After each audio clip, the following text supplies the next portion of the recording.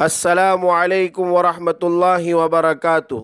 سامعین کرام، آج ایک بہت ہی افسوسناک اور درد بھری خبر موصول ہوئی ہے کہ جس وقت رمضان المبارک کی تاک راتیں چل رہی ہیں اور قرآن کریم کے ختم ہو رہے ہیں، وہیں ملک مصر میں ایک حافظ قرآن کو پھانسی دے دی گئی، اور وہ حافظ قرآن شیخ عبد الرحیم جبرائیل ہے، جنہوں نے 8 سال کی عمر میں قرآن حفظ کر لیا تھا اور اپنی پوری زندگی درس و تدریس میں گزاری۔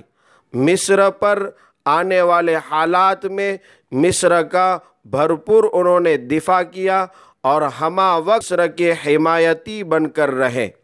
آپ نے یورپ کا سفر کیا تو انگریزی زبان بھی سیکھی اور وہاں اسلام کی تشہیر کی اور اسلام پر کیے جانے والے اعتراض کے انہوں نے دفاع کیے، اور کئی ہزاروں لوگ آپ کے دست پر اسلام قبول کرنے لگے۔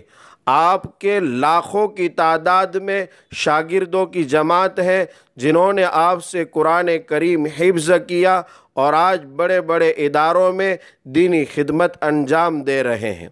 2013 میں ایک مظاہرہ ہوا جس میں آپ کا نام پیش رہا۔ 17 آدمیوں کے نام گنے گئے جس میں آپ کی بھی شناخت کی گئی۔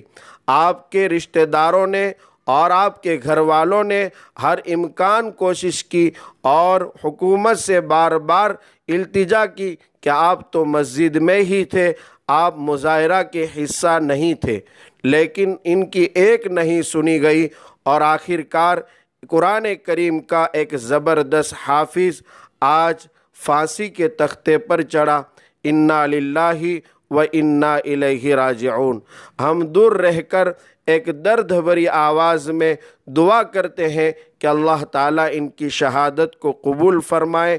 قرآن کا جو عشق تھا ان کا، اللہ تبارک و تعالیٰ وہ عشق ہمیں بھی نصیب فرمائے۔